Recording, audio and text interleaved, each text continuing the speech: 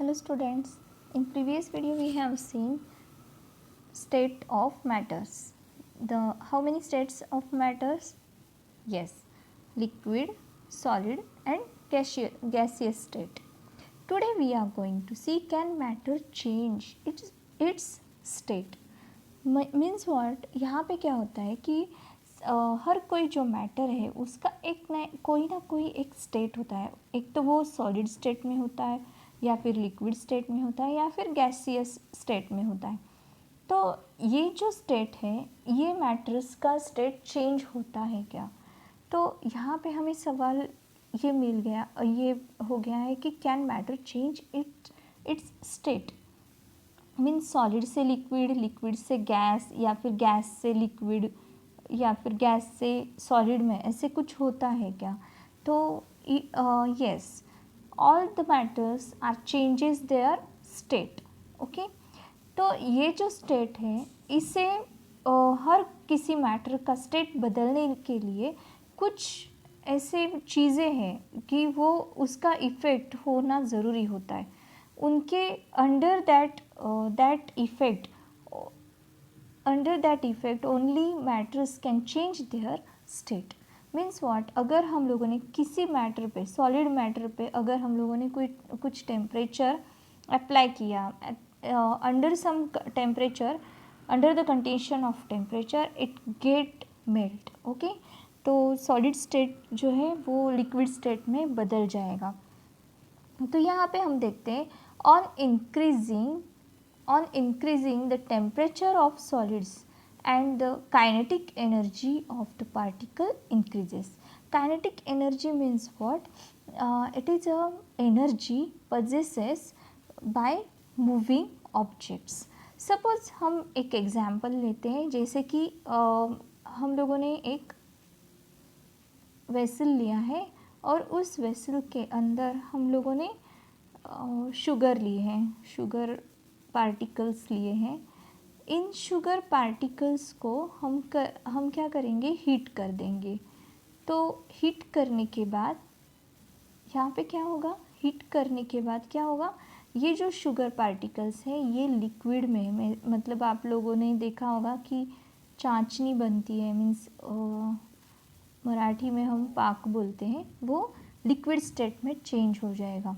Okay, तो जब ये लिक्विड स्टेट में होता है तब कुछ देर के बाद वहाँ पे कुछ बबल्स आने शुरू होते हैं ऑन द टॉप. ओके, तो ये जो बबल्स है मीन्स तब ये जो लिक्विड पार्टिकल जो है, लिक्विड जो सिरप बना है, ये क्या होता है, उबलता बॉइलिंग होता है. बॉइलिंग में क्या होता है कि हर एक पार्टिकल्स जो है उनकी मूवमेंट बढ़ जाती है, वो मूवमेंट में होते हैं. मीन्स नीचे वाले पार्टिकल्स ऊपर जाते हैं और ऊपर के पार्टिकल्स नीचे आते हैं.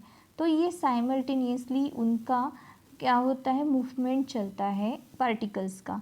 तो उसे ही इसी मूवमेंट की वजह से काइनेटिक एनर्जी बढ़ती है, लिक्विड की काइनेटिक एनर्जी बढ़ती है. The energy supplied by heat overcomes the forces of attraction between the particles. Okay, due to increasing kinetic energy the particle starts vibrating with great speed.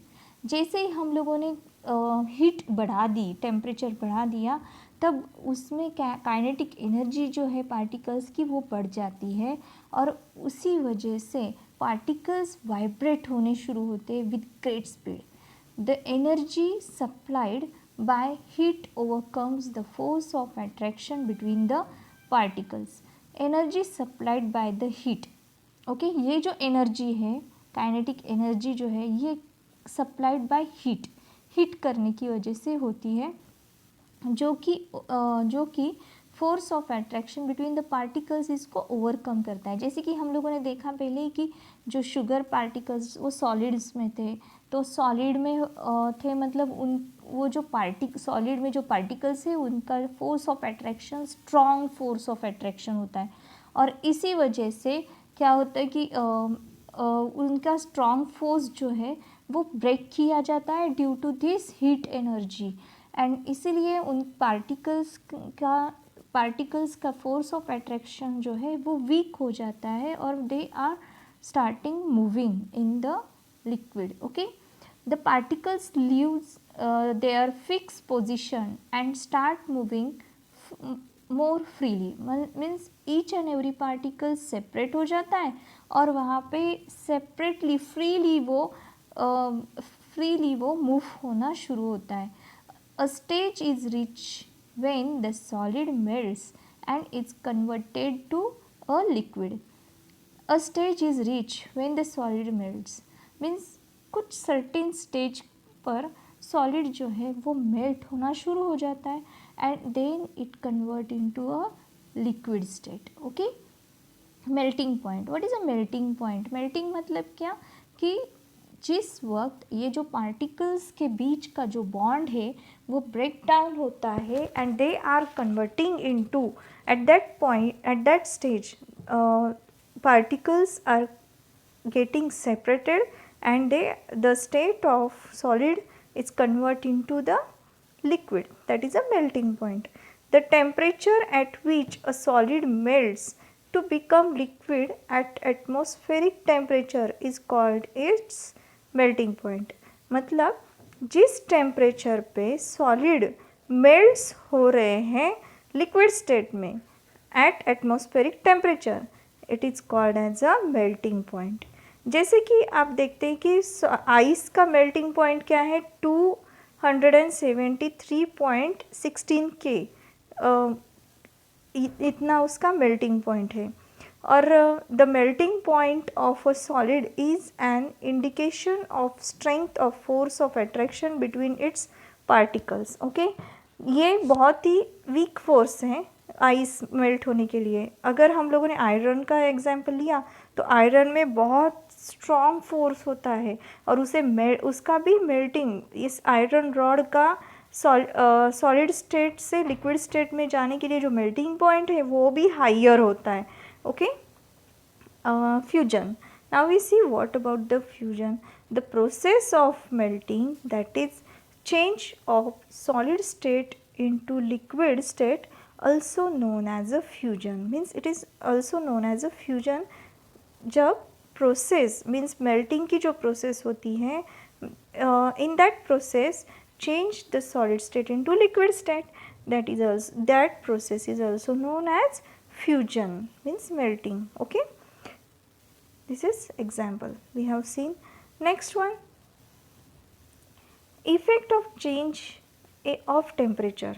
Okay, temperature जब change होता है उस पर क्या क्या effect होते हैं. When a solid melts its temperature remain the same. Okay, so where does the heat energy go? जब सॉलिड मेल्ट हो जाता है तब टेम्परेचर सेम रहता है, तो जो कुछ भी एनर्जी हम अप्लाई कर रहे, कंटिन्यूसली हम हीटिंग दे रहे हैं, तो हीट एनर्जी कहाँ पे जा रही है?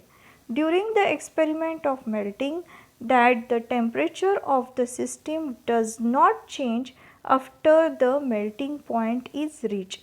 एक बार अगर कोई भी सॉलिड सब्सटेंस लिक्विड सब्सटेंस में मेल्ट हो गया, उस मेल्टिंग पॉइंट के बाद उसका जो टेम्परेचर है वो चेंज नहीं होता है. चेंज मतलब वो डिक्रीज़ नहीं होता है और इंक्रीज़ भी नहीं होता है till all the ice melt. Okay, this happens even through we continue to heat the beaker, that is we continue to supply heat. अगर हम लोगों ने सोचा कि अभी चलो ये सॉलिड जो है मेल्ट हो गया है तो अभी हीट स्टॉप करते हैं, तो अगर सपोज हीट स्टॉप कर दी तो ऑब्वियसली हीट जो उसका टेम्परेचर है वो डिक्रीज़ हो जाएगा आफ्टर सम टाइम. बट अगर कंटिन्यूसली हम लोगों ने हीट शुरू ही रखी है और मेल्टिंग पॉइंट आ गया है, मेल्ट हो चुका है, फिर भी उसका जो टेम्परेचर है उस सब्सटेंस का जो टेम्परेचर है वो टेम्परेचर रिमेन्स सेम होता है. Okay, why this is so? This heat gets use up in the changing the state by overcomes the force of attraction between the particles. See, अभी मैंने आपको बोला कि जब हम हीट बंद कर देते हैं तब अगेन वो सॉलिड जो लिक्विड स्टेट है वो सॉलिड में हो जाएगी. जैसे कि आप लोगों ने देखा होगा, अगर शुगर का हम लोगों ने चाशनी बनाई और कुछ देर के बाद उसमें वाटर का कोई भी मॉलिक्यूल नहीं है, ओके। तो बाद में कुछ देर के बाद ठंडी हो जाती है और उसका फिर से सॉलिड स्टेट में कन्वर्ट होता है। तो ये जो हीट एनर्जी है, ये हीट एनर्जी यूज़ की जाती है to break down the bond force of attraction between the particles, okay. So as this heat is absorbed by the ice without showing any rise in temperature, okay, it is considered that it's get hidden into the content of the beaker and it's known as the latent heat. Means जो heat हमें दिखाई नहीं देती है, means वो melting point आने के बाद वो रिमेन कांस्टेंट होती है, लेकिन फिर भी हम हीट अप्लाई कर रहे हैं, तो ये जो अप्लाई की हुई हीट जो है वो हिडन स्टेट में होती है, तो इसे ही बोलते हैं latent heat. Understood? Now we see latent heat of fusion. The amount of heat energy that is required to change 1 kg of solid into liquid at atmospheric pressure at its melting point is known as a latent heat of fusion. Amount of heat energy means कितनी amount of energy हमें required है to change 1 kg of solid, means अगर 1 kg sugar हमें melt करनी है तो उसके लिए कितनी अमाउंट ऑफ हीट लगेगी into to convert it into a liquid at atmospheric pressure, then that at its melting point, that heat is known as a latent heat of fusion. Okay, now we see again, when we supply heat energy to water, particles starts moving even faster. Water is in liquid state, okay. तो liquid जो है हम लोगों ने अगर heat करना शुरू कर दिया तो क्या होता है, अगर हीट करना शुरू कर दिया तो हम देख सकते हैं कि अगर यहाँ पे हम लोगों ने वाटर लिया है और ये वाटर को हम लोगों ने क्या किया है, हीट कर दिया है, तो हीट करने के बाद हमें क्या होता है, particle starts moving even faster. ये जो इसके बीच में पार्टिकल्स हैं ये मूविंग होना शुरू होते हैं, मतलब इधर से उधर, उधर से इधर, ऐसे होना, मूव होना शुरू हो जाते हैं. At a certain temperature a point is reached when the particles have enough energy to break free from the force of attraction of each other. At this temperature, the liquid starts changing into gaseous state. Already these particles are in liquid state. Okay, तो इस बीच में जब हम temperature देते हैं तो एक ऐसा स्टेज आता है कि जब पार्टिकल्स जो हैं they have enough energy to break free, means वो इस लिक्विड में से बाहर निकलने के लिए इतनी सारी एनर्जी उनके पास होती है कि वो they are starting to change from liquid state to gaseous state, means वो वेपर्स यहाँ पे फॉर्म होते हैं. Okay, that is called as a liquid starts into gas. Okay, that is called as a boiling point. Okay, now we see boiling point, the temperature at which a liquid starts boiling at the atmospheric temperature is known as its boiling point. Boiling is a bulk phenomenon. Okay, particles from the bulk of the liquid gain enough energy to change into the vapor state. Bulk phenomenon मतलब क्या, वो liquid में है तो पूरी heat जो है वो पूरी हीट जो है वो यूटिलाइज की जाती है पूरे लिक्विड के लिए. जब वो लिक्विड के पार्टिकल्स के पास इनफ एनर्जी मिलती है तभी उसका कन्वर्जन होता है into gaseous state. Means bulk मतलब क्या, अभी देखो हम लोगों ने फर्स्ट एग्जांपल लिया कि सॉलिड में लिक्विड, सॉलिड पार्टिकल्स जो है वो लिक्विड में होते हैं. जैसे कि सपोज़ एक एग्जांपल लेते हैं, जैसे सॉलिड सेमी सॉलिड जो लिक्विड होते हैं जैसे कि घी होती है, तो घी को हम जब हीट करते हैं तो वो घी जो है वो मेल्ट नहीं होता है, वो थोड़ा थोड़ा घी जो है वो मेल्ट होना शुरू होता है. तो वो जो है वहाँ पे जो है वो बल्क क्वांटिटी नहीं है, मीन्स वोल सब्सटेंस के लिए एनर्जी यूटिलाइज नहीं की जा रही है, थोड़े थोड़े पार्टिकल्स के लिए यूज़ की जा रही है।